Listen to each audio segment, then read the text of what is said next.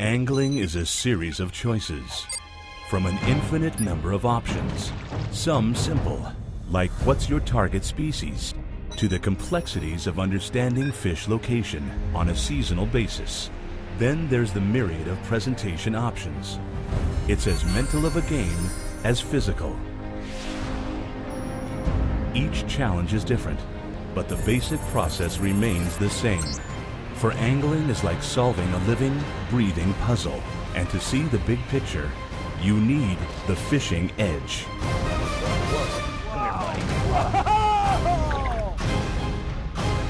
Look at the size of that thing. Wow. Look at the size of that pike. Oh.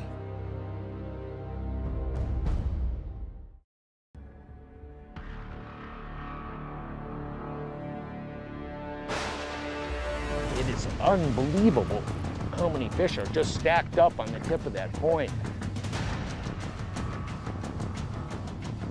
Another one? Yeah. Wow. Oh, this might be a I'm real not kidding bomb. you. Boy, you just chunk it out there and they just crush it. I keep looking at that threatening finger, but one more cast because they're stacked in here. You can see them all over the electronics. This is one of those mega schools, baby, that you hit on these deep water spots every once in a while like this. It's a dream come true.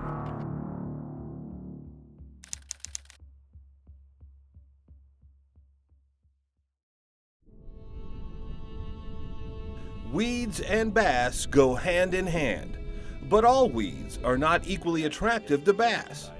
Unlike rocks or submerged wood that provide consistent cover for bass throughout the year, different types of weeds bloom, flourish, and recede at different paces and places during the year.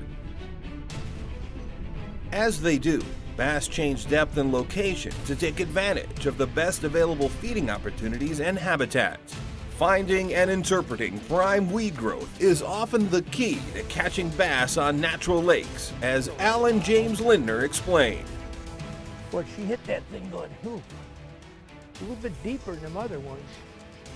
I thought she was bigger than she was, but I'll take her. Ooh, there's one. But I'll take her. Boy, she's buried down in that junk. Makes for a tough bite. Let me get another cast or two in there. Batty. That fish hit like she had company. He's cranking up on top and I'm flipping a few behind it. That fish bit like it wanted to, like he had a buddy in there. Mix and match and getting the right bait for various conditions. Boy, look how heavy that fish is. She's been eating really good. That's right sitting. There's a little school of them. Get another head. That's where I had that other bite. You had that other one just before that. Let's see if there's a few more sitting right in it. He hit that thing like he had buddies there. I'll tell I you saw that. some more fish back out this way too. That's what I said, right up out back in here. Right back that way too, a little bit to the right. Got him. There you go. There's another one out. Cranking again? Yep. There's a bunch of them. He's getting the bait down there on him and slow walking it. Come here, buddy. Right miles.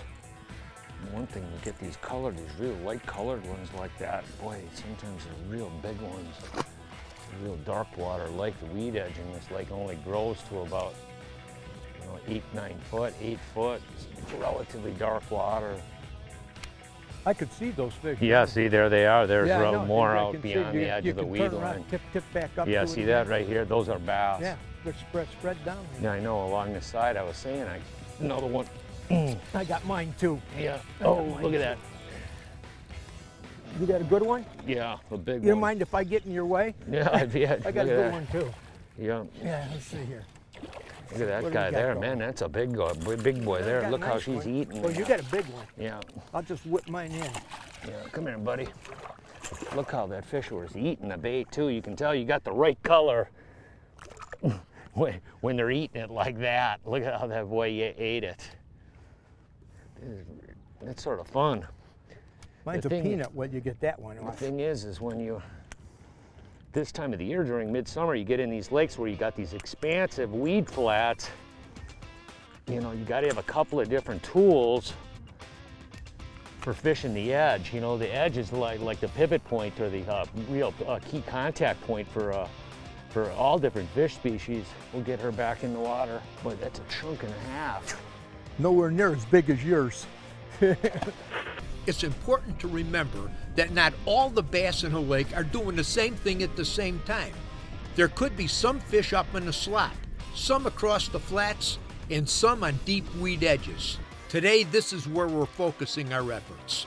The deep weed edge on any lake during the midsummer is a main focal point for bass. They feed here and rest here. We call it a pivot point. The fish may be right on the edge, or they could be up in the weeds, tucked way down. They could be on a flat, but up high.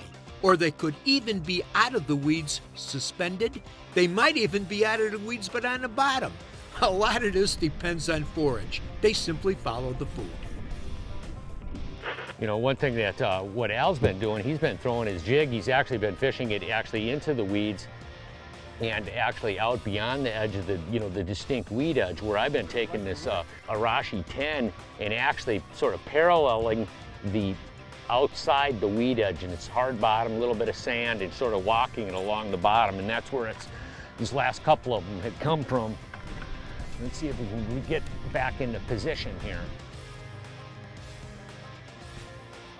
It's sort of interesting, you know, how you get various conditions and how those fish use that distinct weed edge throughout the summer months as sort of a contact position. Sometimes they move up into the weeds and actively feed, you know, or if they're inactive, they'll bury down into them. If the fish get active, a lot of times they'll move up high and over the tops of the weeds, or actually move out of the weeds to actively feed. And that's what we're seeing right now. I'm out in about 10 foot of water. You can see how clean it is. But what we've been seeing is, see there, that's, I don't know if that could be a bass or a bluegill suspended there. But as we get closer in, you'll right to the tighter on the weed edge, you'll see those bigger marks down there. You can see that those are suspended panfish, bluegills. And that's what our buddies are feeding on.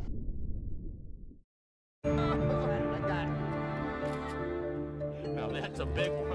For over 65 years, Lund has had an unwavering commitment to build the finest fishing boats on the water. 65 years of dedication, innovation, passion.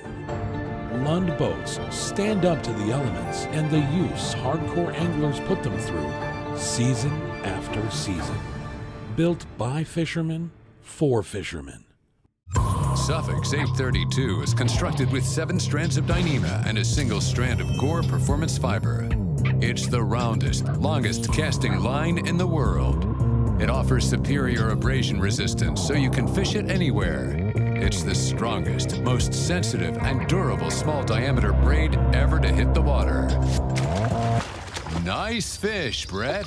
Thanks. Suffix 832. Always use the best line.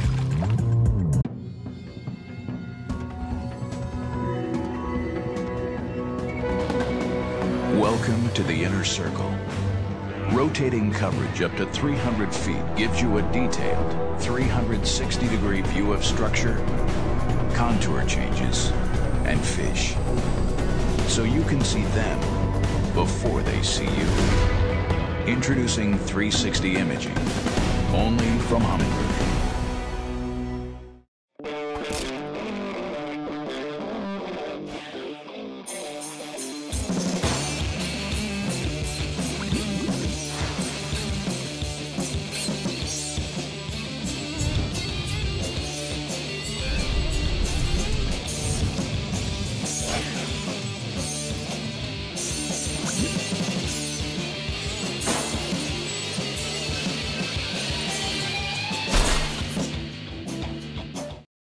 Closed captioning provided by Northwest Ontario, Canada. Got a little weather hanging in here, James. We're dodging this thing. I got a nasty one looking there, a nasty one looking there. Really skirting the edge. Hopefully it'll blow by. It figures that's when the fish start biting. There's another one. Oh, look at that boy. Another big one. Oh boy, look at that guy. He's got me down in the weeds, Al. I got to keep Al back way off. Long cast. Let's see. Oh, look at that guy there. Look at that guy there. He took sort of his home with him. the thing is, what's so important about this, particularly, you know, where Al can, you know, just let the bait I got mine. Down to the bottom and fish at whatever depth level he wants to with the crankbait. It's really critical is to, you know, select the right bait that'll dig down to that depth. In this case, it's at 10 foot. And guess what I got on? An Arashi 10-foot bait, because I want that bait to get down really tight to the bottom and interact with the, you know, ricochet off the bottom. Loud rattle, bright colored bait. Okay, let me get her back. Come here, like a pretty fish. Woo! Storm's Arashi crankbaits feature a thin circuit board lip that immediately imparts a seductive action even at slow speeds and cuts the water to quickly achieve and maintain a desired running depth. The free-moving, self-tuning line tie ensures that the lure is tracking true at all times.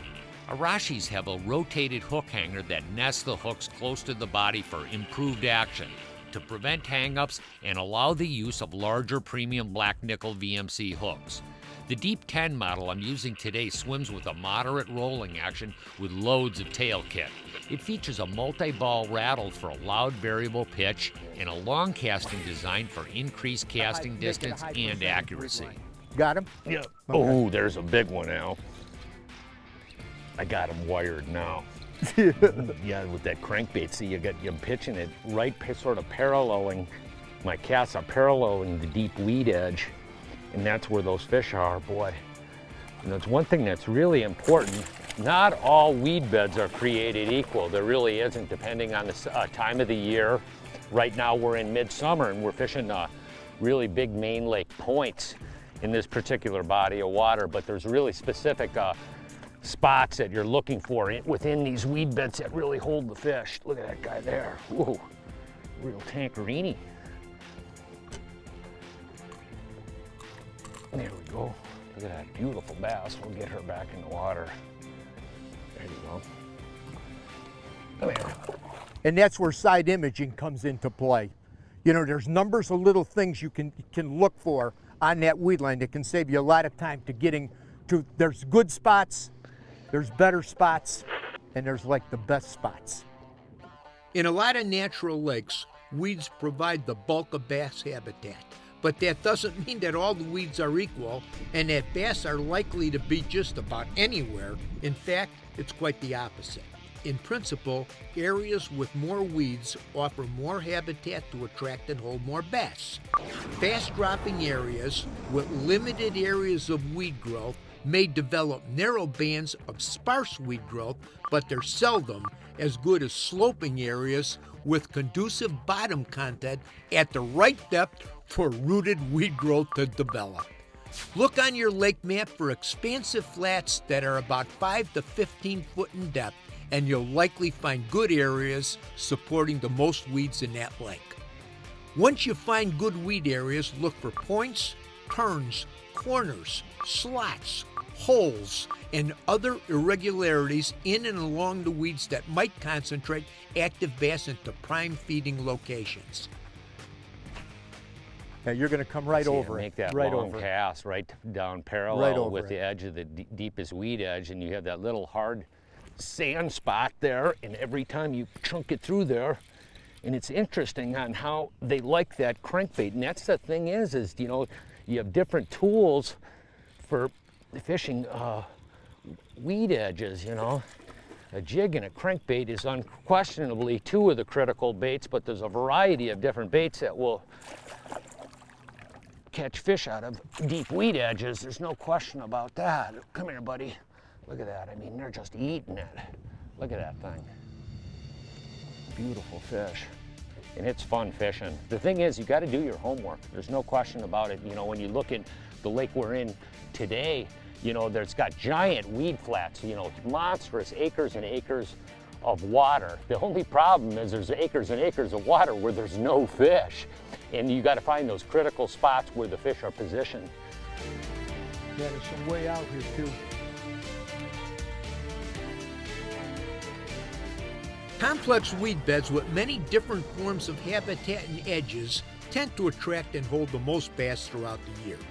Weed beds that have both inside and outside edges offer more places for active bass to feed. If the weed flats also have rock piles or open holes within them, bass have additional feeding options. Toss in a few hard bottom areas, extend it off of the deep outer edge of the weed bed, and bass have a smorgasbord of feeding locations. Frankly, I enjoy the challenge of interpreting weed beds to determine daily bass location and activity. And because I know that the bass are always somewhere nearby, I have the confidence to experiment with different methods until I determine what they want to bite on. You know, all fish and game naturally like edges. You know, in a lot of these lakes that we fish, that edge, you know, the edge is a soft edge. It's a weed bed of some kind. Yeah, you know, some type of weed growth. But you know, that pivot point is the edge. In a reservoir, it's a creek channel or a river channel. Yeah, you know, and those fish, and these weeds like we fish here, or even a creek channel with wood in it, those fish are, most of them, or good portions of them, use that edge. Now there's fish up shallow. We're not talking about those fish. We're fishing these deep fish. Some fish are just into those weeds. A bunch of fish are at the edge, and some fish are just out, depending on what that bottom looks like and the shape and density of those weeds. Do you know what some of those fish are actually? Those fish that we're seeing high, some of those are bass. Are you finding it harder and harder to spend time with your family? All you need is the right place to reconnect.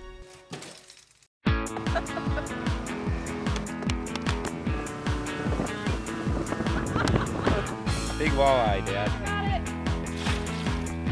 Here we go. This is fun. Northwest Ontario, your place to reconnect. For years, they've quietly taken you where the fish are. But now the silence is about to break. With the incredible new iPilot Link, your Minn Kota and Humminbird can communicate with each other. So you can hold on a spot like an electronic anchor. Record and return to waypoints and paths. Follow any LakeMaster depth contour and more. All automatically and all from your Humminbird or the Link remote. They talk and you'll be speechless. Really? You're seriously just gonna leave me in here? Yeah, I'm fishing deep today, Ike. Are you kidding me? These are perfect conditions for pulling big bass out of heavy cover. Yeah? Heck yeah! Try one of these weedless wacky jigs. All right, yeah. It has an offset hook and stainless steel weed guard. Whoa! Oh. Sorry, Ike. Flip it in there, and its wacky action will have you pulling out one fat bass after another. Please! I can't say anything.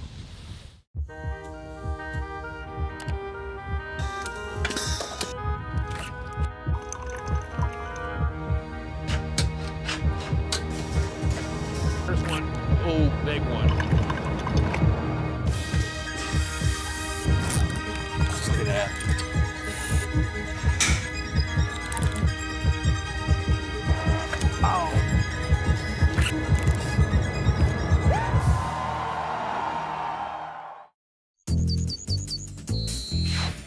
The Edge is presented by these and other fine sponsors. They're actually suspended up because that bait, I just started reeling it down a little bit and he just crushed it. Oh, come here, buddy. Look at this guy here. Oh, That might be a catch. come here, buddy. Let me get this guy. There. Oh, there you go. He's a little bit better one. Okay, there we go. There we go. We'll get her back in the water. I'm sorry to interfere with your fish, but it feels like a pretty good one. Yeah, there you go. Nice one again. Boy, there's a lot of them on here. You know, when you get on some of these lakes like we're on now in the middle of summer, and these fish get out on those ledges, like this, those weed edges, it's amazing how many fish you can get out of a spot. Yeah, you know, that bite can really, really get hot and heavy. Incredibly hot and heavy. Look at that. This lake's got a lot of stain to it. Look at the color of those bass. They don't have a lot of color here. You know, she's like, not much to it. Real light color fish. But you can mix it up with the same varieties of how those weeds are laid out. If you're in them on the edge or just out of them, determines your choice of lures. To be an efficient weedline mechanic, you need to have lots of tools because you never know if the bass will be up, down, in or out of the weeds. Here's an example of some of the primary tools we use to efficiently fish the weedline for largemouth bass. Let's start on the outside weed edge. Look at these deep rocks off the face of the weeds. A great tool to fish this area would be a deep diving crankbait or a roller jig. If the bass were out and suspended, a topwater lure could come into play. If the fish were in the weeds and buried down, a Texas rig creature bait would be the best option. Let's say the bass are scattered across the flat. A shallow running crankbait or a spinnerbait might be the answer. Today, the bass are right on the edge of the deep weed line, so fishing a jig in plastic or running a crankbait along the edge is the ticket. You know, one thing that's sort of interesting in this particular conditions where we're fishing weeds, dense or deep weed conditions, when you're throwing a crankbait, it's a lot of times a different rod, reel, and line than a lot of other anglers when they're fishing crankbaits. A lot of traditional crankbait aficionados would use a medium action rod with, say, 10-pound test line, 12-pound test line. And what they want to do is use the light line to be able to drive the bait to as deep as possible. Right now I got this spooled with 14-pound test Suffix castable fluorocarbon, 6'9" Quantum Tactical Tour rod to make long casts, but the thing is the rod's a medium heavy action rod. And the reason for that, when I get this bait down there and I hit weeds, I literally rip it and rip it through the weeds. If you have a medium action rods, a lot of times what happens, the bait will just get buried in the weeds. That's why I'm using the little bit heavier line and a little bit heavier rod. It feels really good. Oh yeah, really good one. And there she is, my first Mercury. 154 stroke, the lightweight heavyweight. And she comes with all this. Say hi to Wendy from customer support. She's always there to help. Jerry from product testing. He dishes out the torture. They can take it. Good. And Tim from design. He never misses a detail. Obsessed with quality. Bobby, prop engineer. He turns horsepower into performance. This is George. It's good to have Mercury behind you. Meet the rest of the team at mercurymarine.com. You're going to need a bigger boat.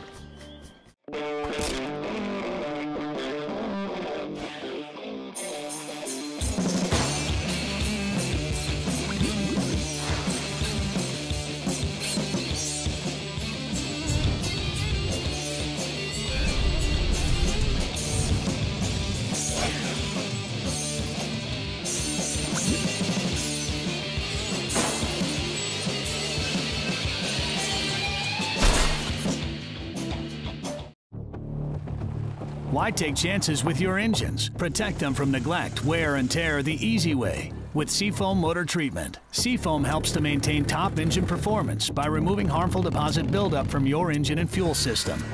Control moisture in gas and diesel.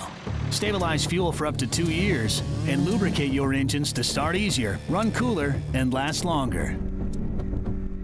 Trust all your engines to Seafoam Motor Treatment, the choice of mechanics for over 70 years.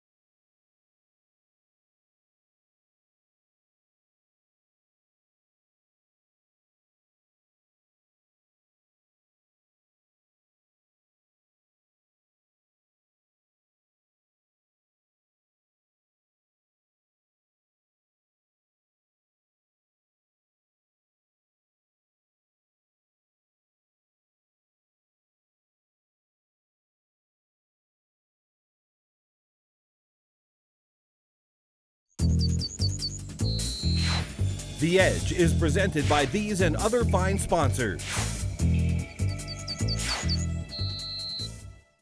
Look at that. See, there's another one right there. Here, let me put a mark on that one. That's a number of different fish. So you can see those are bass. Every one of those marks right there is bass. Those are out beyond the edge of the deep weed edge. Right now, you know, boat control is really critical in any fishing situations. For deep weed fishing, what I'm doing a lot of times is I'm actually following it intermittently with the Minn Kota Fortrex. I intermittently touch the weed edge and I move back out, follow it along at a really slow rate of speed, successfully making casts in front of the boat. In some conditions, we actually have a unique boat control item on this boat, and it's a talon. And I'll show you what we can do in this particular condition. We can actually anchor the boat in 12 foot of water, which could be really critical because then I don't have to sit there and be futzing around with the trolling motor to try to hold position. So what I'm going to do is actually move around the tip upstream so we can cast down the length of this, and I think it'll make it a little bit easier. Here, I'll take it from here. Let me talon her down here.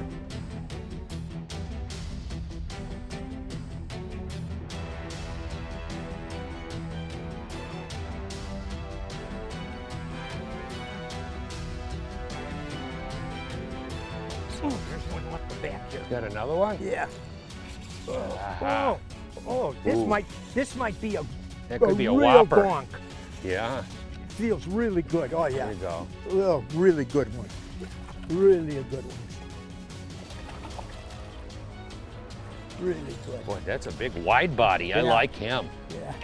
You know, this particular school of fish that we're sitting on, that we're tailing down on here now, I would say in the last 45 minutes, we caught 45 minutes, we probably had 30 fish out here. It's almost every cast we're getting a bite.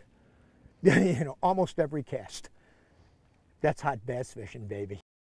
You know, I got a lot of different Bibles that I read and study out of, and I get a lot from every single one of them. One of my favorites is the American Patriots Bible, and it's quotes in here from many, many people that have had a positive impact on the world that we live in today. Some of them are U.S. presidents, and there's a segment in here that I just want to read to you from a president. Most of you would know his name, and he's still leaving a positive mark on this world. This is President Reagan, our 40th president. Inside the Bible pages lie all the answers to all of the problems man has ever known. It is my firm belief that the enduring values presented in its pages have a great meaning for each of us and our nation. The Bible can touch our hearts, order our minds, and refresh our souls. Every time I read the Bible, it just amazes me how pertinent it can be to the world we live in today. And then when I've studied the history of it, how it was written, how it came to be so many years ago, and it's documented with a historical revelation knowledge that keeps coming and coming and coming. Sometimes I think, how can anybody question that this is not more than just a book written by people and not inspired by the hand of God? It is such an incredible read. I want to encourage you, if you've never picked up the Bible and read it, and I'll give you a couple tips on it so you can get through it fairly quick. Go read Psalms, read Proverbs, start in the New Testament, take a marker with you, and every time you read something that seems to give a little check in your heart, underline it. When you get done, I think you're going to be amazed. Hey, from all of us here at The Edge, you have a good, safe fishing season. We'll see you on the water.